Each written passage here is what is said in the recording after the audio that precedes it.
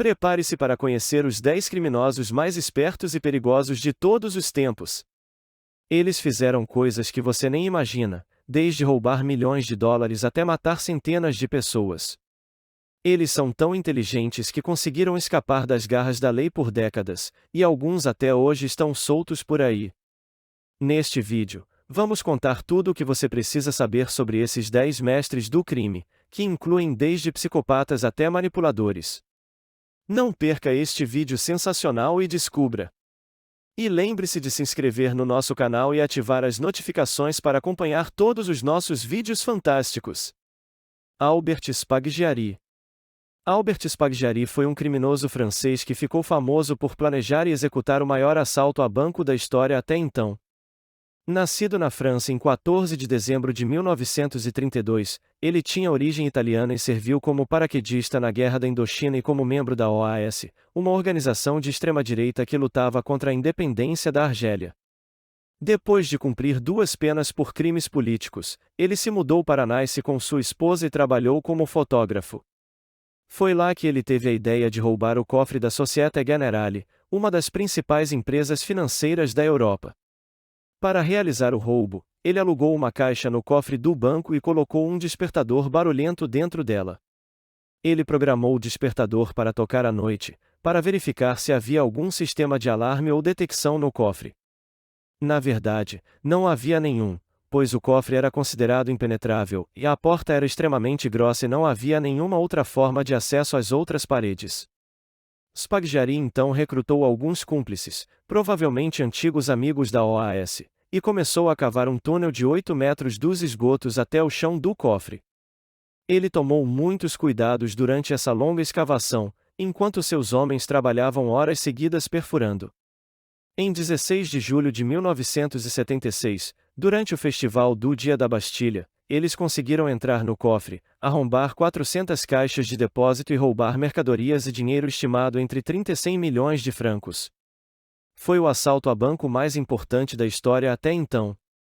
Antes de sair, eles deixaram uma mensagem na parede: Sans armes, ni haine, ni violence, que significa sem armas, sem violência, sem ódio.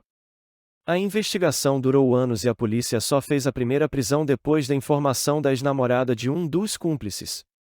E acabaram por prender todos, menos Spaggiari, que conseguiu escapar de forma espetacular. Durante o julgamento, ele forjou um documento que deveria ser prova e enquanto o juiz o examinava, ele pulou de uma janela e fugiu em uma motocicleta que estava esperando por ele. Ele foi condenado à prisão perpétua à revelia, mas nunca conseguiram pegá-lo. Ele viveu na clandestinidade até sua morte em 1989. Seu corpo foi encontrado na porta da casa de sua mãe na França em 10 de junho de 1989. Sua morte foi um mistério por anos até que sua segunda esposa Emília disse que ele morreu de câncer de pulmão na Itália 2 dias antes de o corpo ser encontrado. O saque do roubo nunca foi encontrado. Mamoru Samuraguchi. Nascido em Hiroshima em 21 de setembro de 1963, Mamoru Samuraguchi era considerado um jovem prodígio da música clássica. Aprendeu a tocar piano aos 4 anos de idade e se dedicou à composição sem frequentar nenhuma escola de música. Mas o que mais impressionava era o fato de que ele era surdo desde os 35 anos, o que lhe rendeu o apelido de a Beethoven da era digital pela mídia estrangeira. Suas obras incluíam sinfonias emocionantes e trilhas sonoras de sucesso para os videogames Resident Evil e Onimusha. Ele se tornou um símbolo de superação e inspiração, especialmente para os sobreviventes do terremoto e tsunami de 2011 no Japão, para quem ele dedicou sua Sinfonia número 1 a Hiroshima, em homenagem aos atingidos pelas bombas atômicas. Porém, tudo não passava de uma grande farsa. Em 2014, foi revelado que Samuraguchi não era o autor das músicas que levavam seu nome. Ele contratava um músico chamado Takashi Nigaki para compor por ele desde 1996, em troca de dinheiro e anonimato. Além disso, ele também não era totalmente surdo, mas apenas sofria de uma perda auditiva parcial. A mentira foi descoberta depois que uma revista japonesa notou inconsistências nas declarações de Samuraguchi sobre sua surdez, como sua capacidade de responder a perguntas antes do intérprete de língua de sinais terminar, e se levantar para atender a campainha quando ela tocava. Também foi questionada sua habilidade musical, pois ele não conseguia explicar a teoria por trás de suas composições e era acusado de plagiar obras de outros compositores. Samuraguchi pediu desculpas publicamente pelo escândalo e admitiu que enganou seus fãs e admiradores por quase 2 décadas. Ele disse que se sentia profundamente arrependido e culpado pelo que fez sobrescrito uma. Nigaki também se pronunciou e disse que se sentia cúmplice da fraude, mas que decidiu revelar a verdade depois que Samuraguchi tentou manipulá-lo para compor músicas para uma violinista deficiente que iria se apresentar nas Olimpíadas de Inverno de 2014 em Sochi. O caso de Samuraguchi chocou o mundo da música e da cultura japonesa, e levantou questões sobre a ética, a autenticidade e a credibilidade dos artistas. Ele também mostrou como é fácil enganar as pessoas com uma história comovente e uma imagem carismática, mas que no final a verdade sempre vem à tona. Bernie Madoff. Bernie Madoff foi o responsável pelo maior esquema de pirâmide financeira já registrado. Ele enganou milhares de investidores e desviou cerca de 64,8 bilhões de dólares ao longo de décadas. Sua empresa, fundada em 1960, oferecia serviços de investimento e gestão de ativos, mas na verdade era uma fachada para sua fraude. Ele não aplicava o dinheiro dos seus clientes no mercado, mas sim o depositava em sua própria conta bancária. Quando alguém queria resgatar seus lucros, ele usava o dinheiro de novos clientes para pagar os antigos. Ele também falsificava documentos e relatórios para sustentar sua mentira e escapar das investigações. Seu golpe começou a ruir em 2008, quando a crise financeira global reduziu drasticamente o número de novos investidores e aumentou o de saques. Em novembro daquele ano, sua conta bancária tinha apenas 234 milhões de dólares, muito abaixo do necessário para manter seu esquema. Ele foi preso em 11 de dezembro de 2008, depois que seus filhos o denunciaram ao FBI. Eles haviam descoberto que tudo era uma farsa quando ele confessou a eles que estava à beira da falência. Ele foi julgado e se declarou culpado de 11 crimes, incluindo fraude, lavagem de dinheiro e perjúrio. Ele foi condenado a 150 anos de prisão em uma penitenciária federal.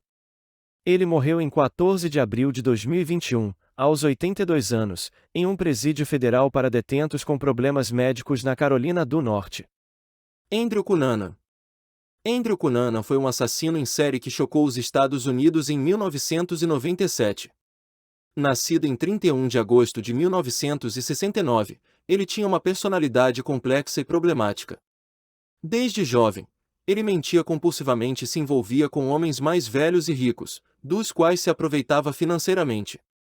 Formado em História Americana pela Universidade da Califórnia San Diego, ele também mostrou sinais de violência doméstica contra sua mãe e seu irmão. Viciado em drogas, ele trabalhava como vendedor ambulante e usava vários nomes falsos. Em apenas 3 meses, entre abril e julho de 1997, ele matou 5 pessoas em diferentes estados americanos. Suas vítimas foram Jeffrey Trail, um amigo e ex-oficial da Marinha, David Madison, um arquiteto e ex-namorado, Lee Migrin, um magnata do ramo imobiliário, William Ricci, um coveiro, e Gianni Versace, o famoso estilista italiano. O assassinato de Versace, que tinha 50 anos, foi o mais notório e o último de Cunanan. Cunanan era o filho preferido de seu pai, Pat Cunanan, que lhe dava muitos privilégios e lhe ensinava a buscar fama e sucesso na sociedade. Porém, quando seu pai foi acusado de fraude e fugiu para as Filipinas, deixando a família na miséria, Cunanan se revoltou e se mudou para São Francisco. Lá ele assumiu sua homossexualidade e começou a frequentar a cena gay da cidade. Ele se tornou um garoto de programa que atendia clientes ricos e influentes, aos quais ele impressionava com suas mentiras sobre sua origem, sua formação e seus interesses. Cunanan era obcecado por Versace e acreditava que eles tinham se encontrado em uma festa em 1902. Ele também tinha ciúmes da fama e do sucesso do estilista, que contrastavam com sua própria decadência. Em 15 de julho de 1997, ele se aproximou de Versace na porta de sua mansão em Miami Beach e atirou 2 vezes na cabeça dele. O crime chocou o mundo da moda e da cultura, e gerou uma intensa perseguição policial a Cunanan. 8 dias depois, ele foi encontrado morto em um barco com um tiro na boca. Ele deixou muitas perguntas sem resposta sobre seus motivos e sua mente perturbada. Gerald Blanchard. Gerald Blanchard nasceu em 1972 em Winnipeg, no Canadá, e se tornou famoso por seus complexos esquemas de roubo cometidos em 3 continentes. Ele era um especialista em computadores e sistemas de segurança, e usava sua habilidade para burlar alarmes e câmeras. Um de seus roubos mais impressionantes foi o da estrela da Imperatriz Sisi, uma joia de pérolas e diamantes que pertencia a Elizabeth da Baviera, esposa do imperador da Áustria, Franz Joseph. A joia estava exposta no Palácio de Sonnchombrun, em Viena, na Áustria. Em 1998, quando tinha 26 anos, Blanchard planejou um audacioso golpe para roubar a joia. Ele sobrevoou o palácio de madrugada em um pequeno avião e saltou de paraquedas no telhado. Lá, ele desativou o alarme e trocou a joia por uma réplica comprada na loja de souvenirs. Ele escapou sem ser notado e guardou a joia no porão da casa de sua avó em Winnipeg. Demorou 2 semanas para que a substituição fosse descoberta. O roubo da estrela da Imperatriz Sisi permaneceu sem solução até que Blanchard ofereceu devolver a joia à polícia após ser preso no Canadá por fraude e furto contra instituições financeiras 9 anos depois. Blanchard se declarou culpado de 16 acusações de roubo e fraude no Canadá e em outros países do mundo. Ele enfrentava uma pena máxima de 164 anos de prisão pelas 16 acusações, mas foi condenado a apenas 8 anos em uma prisão canadense. Depois de cumprir 2 anos de sua pena, ele foi libertado condicionalmente para uma casa de meio caminho. Em janeiro de 2010, Blanchard foi solto e tentou desenvolver uma nova carreira como consultor de segurança. Karakugasian. Você já ouviu falar de Karakugasian? Talvez não, mas ele foi um dos maiores ladrões de banco da história dos Estados Unidos. Nascido em 12 de outubro de 1947, ele ficou conhecido como ladrão de banco da noite de sexta-feira, pois era nesse dia e horário que ele realizava seus assaltos. Ele é considerado um dos criminosos mais prolíficos e inteligentes, pois roubou mais de 50 bancos em um período de 30 anos, acumulando mais de 2 milhões de dólares em ganhos. E o mais impressionante, ele nunca usou uma arma. Sua vida criminosa começou cedo. Aos 15 anos, ele foi preso quando tentou roubar uma loja de doces. Ficou trancado por 18 meses em um acampamento para menores na Pensilvânia.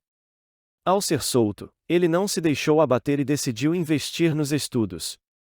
Ele obteve um mestrado em sistemas de análises pela Universidade da Pensilvânia e um PhD em estatística e probabilidade pela Universidade Estadual da Pensilvânia. Ele usou seus conhecimentos para planejar seus roubos com precisão matemática. Em 1973, ele cometeu o primeiro roubo na Carolina do Norte. Ele sempre roubava nas noites de sexta-feira, antes do fechamento dos bancos.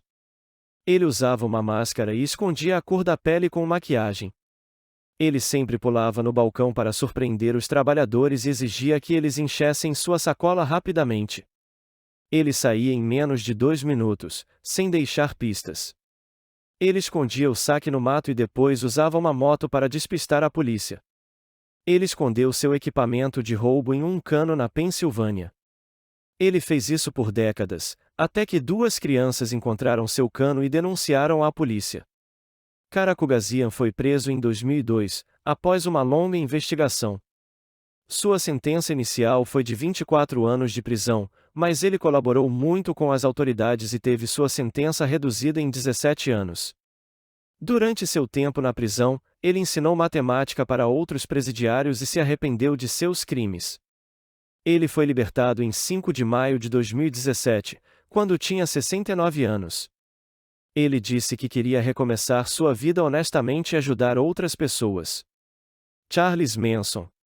Charles Manson nasceu em 12 de novembro de 1934 em Cincinnati, Ohio, nos Estados Unidos. Desde cedo, Ele teve uma vida problemática e passou boa parte de sua juventude em instalações correcionais por diversos crimes. Por um tempo, ele se dedicou à música como guitarrista e compositor na Califórnia, chegando até a escrever a letra de uma música dos Beach Boys. No entanto, sua fama veio de uma forma terrível, e ele foi o fundador e líder da família Manson, um culto que tentou iniciar uma guerra racial nos Estados Unidos nos anos 60. Os membros da seita eram jovens influenciáveis que seguiam cegamente as ideias e conspirações de Manson. Sob seu comando, eles cometeram os infames assassinatos da atriz Sharon Tate e 4 amigos dela. Na noite de 8 para 9 de agosto de 1969, os membros da seita invadiram a casa da atriz em Los Angeles e mataram brutalmente as 5 pessoas que estavam lá. Sharon Tate estava grávida de 8 meses e meio. No dia seguinte, eles mataram mais 2 pessoas em outra casa. Todos confessaram que Manson ordenou que cometessem os assassinatos. Durante o julgamento, que teve grande repercussão na mídia, Manson mostrou sua insanidade e violência. Ele tentou atacar o juiz na frente do júri e não demonstrou nenhum remorso pelos crimes. O veredicto final, em 25 de janeiro de 1971, foi de condenação por assassinato em primeiro grau nas 7 mortes. Seus cúmplices também foram condenados à pena de morte, mas depois tiveram suas penas comutadas para a prisão perpétua. Manson morreu na prisão em 19 de novembro de 2017, aos 83 anos, vítima de câncer de cólon. Ted Kaczynski. Ted Kaczynski foi um dos terroristas domésticos mais notórios da história dos Estados Unidos. Nascido em Chicago, em 22 de maio de 1942, ele era um prodígio da matemática com um QI de 152 que ingressou na prestigiosa Universidade de Harvard aos 16 anos. Lá, ele foi submetido a um experimento psicológico abusivo que pode ter afetado sua personalidade e visão de mundo. Ele obteve um doutorado em matemática na Universidade de Michigan e publicou uma tese considerada brilhante sobre funções de fronteira. Ele chegou a lecionar por 2 anos na Universidade da Califórnia em Berkeley, mas renunciou inesperadamente em 1969, alegando problemas emocionais. Kaczynski decidiu se isolar em uma cabana rústica e sem eletricidade ou água corrente em Lincoln, Montana, onde pretendia viver de forma simples e autossuficiente, em harmonia com a natureza. No entanto, ele se revoltou contra a sociedade industrializada que via como uma ameaça à sua liberdade e ao meio ambiente. Entre 1978 e 1995, ele realizou uma série de atentados com bombas caseiras que enviava pelo correio para pessoas ou instituições ligadas à tecnologia moderna, como universidades, companhias aéreas e empresas de informática. Seus ataques mataram 3 pessoas e feriram outras 23, causando pânico e perplexidade no país. O FBI conduziu uma longa e custosa investigação para capturar o responsável pelos atentados, que ficou conhecido como Unabomber, uma junção das palavras a University, Airline e a Bomber, os alvos preferidos de Kaczynski. Apesar do uso de técnicas avançadas de análise forense e psicológica, o FBI não conseguiu identificar o Unabomber por conta própria. Foi somente quando Kaczynski enviou um manifesto de 35.000 palavras ao jornal New York Times, exigindo sua publicação em troca do fim dos atentados, que seu irmão David reconheceu sua letra e seu estilo de escrita e o denunciou às autoridades. No manifesto, intitulado A Sociedade Industrial e seu Futuro, Kaczynski criticava a industrialização, o esquerdismo e defendia uma forma de anarquismo centrada na natureza. Ele também argumentava que seus atos violentos eram extremos, mas necessários para chamar a atenção para a erosão da liberdade e da dignidade humanas pelas tecnologias modernas que exigem organização em grande escala. Kaczynski foi preso em 3 de abril de 1996 em sua cabana, onde foram encontrados materiais para a fabricação de bombas, armas, diários e cópias do manifesto. Ele foi julgado por 10 acusações de transporte, envio e uso de bombas e 3 acusações de assassinato. Ele tentou demitir seus advogados nomeados pelo tribunal porque eles queriam que ele se declarasse insano para evitar a pena de morte. Ele se recusou a aceitar essa defesa, alegando que era são e que suas ações tinham uma justificativa racional. Em 1998, ele aceitou um acordo em que se declarava culpado de todas as acusações em troca da prisão perpétua sem possibilidade de liberdade condicional. Ele foi condenado a 8 prisões perpétuas consecutivas. Victor Lustig. É possível vender um monumento nacional? Não, não é. Mas Victor Lustig sabia como enganar as pessoas e fazê-las acreditar que sim. E ele não fez isso apenas uma vez, mas 2 vezes. Lustig foi um famoso golpista que nasceu em 4 de janeiro de 1890 no Império Austro-Húngaro. Seus golpes se espalharam pela Europa e pelos Estados Unidos e ficaram especialmente conhecidos pelo golpe relacionado à Torre Eiffel.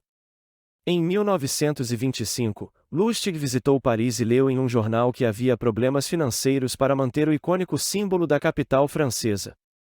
O artigo dizia que alguns parisienses achavam melhor remover a torre para evitar seus custos elevados.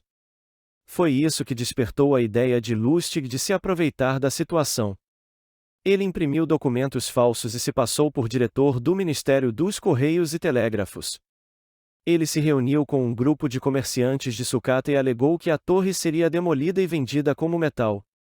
Ele convenceu um deles, chamado André Poisson, a lhe pagar cerca de 70 mil francos para suborná-lo e garantir a compra da torre. Lustig fugiu com o dinheiro e supôs que o empresário não denunciaria o golpe por medo de ser ridicularizado. E ele estava certo. Alguns meses depois, Lustig voltou para Paris e tentou repetir o mesmo golpe, mas dessa vez ele foi denunciado e teve que fugir para os Estados Unidos. Lá ele continuou seus golpes. Ele até se atreveu a enganar Al Capone, um famoso gangster. Ele foi finalmente preso em 10 de maio de 1935, acusado de fraude e falsificação de dinheiro. Mas um dia antes do seu julgamento, ele escapou da prisão em Nova York fingindo estar doente e pulando pela janela. Ele foi recapturado 27 dias depois em Pittsburgh e foi condenado a 15 anos de prisão em Alcatraz, na Califórnia, com mais 5 anos pela tentativa de fuga. Ele morreu em 9 de março de 1947, devido a uma pneumonia. Al Capone. Al Capone foi um dos mais famosos e poderosos gangsters da história dos Estados Unidos. Nascido em 17 de janeiro de 1899 em uma família de imigrantes italianos, ele se envolveu com o crime desde cedo e se tornou um líder do contrabando de bebidas alcoólicas durante a era da Lei Seca, que proibia a fabricação e venda de álcool no país entre 1920 e 1930. Além de contrabandista, ele também era um chefe de uma organização criminosa que controlava diversos negócios ilegais, como jogos de azar, prostituição e extorsão. Ele usava a violência e a corrupção para eliminar seus rivais e manter sua influência sobre a cidade de Chicago, onde tinha sua base de operações. Apesar de sua atividade criminosa, Al Capone também era um mestre dos relacionamentos e da imagem pública. Ele cultivava uma reputação de benfeitor, doando dinheiro para várias instituições de caridade e ajudando os pobres durante a Grande Depressão. Ele também mantinha boas relações com a polícia e o prefeito de Chicago, que recebiam subornos para fechar os olhos para seus crimes. Ele era admirado por muitos como um símbolo do sucesso americano e um defensor da liberdade individual. No entanto, sua popularidade começou a declinar no final dos anos 1920, quando sua violência se tornou mais evidente e sangrenta. O episódio mais notório foi o massacre do Dia de São Valentim, em 14 de fevereiro de 1929, quando os homens de Capone disfarçados de policiais executaram 7 membros da gangue rival liderada por Bugs Moran. Esse ato chocou a opinião pública e aumentou a pressão das autoridades federais para capturar Capone.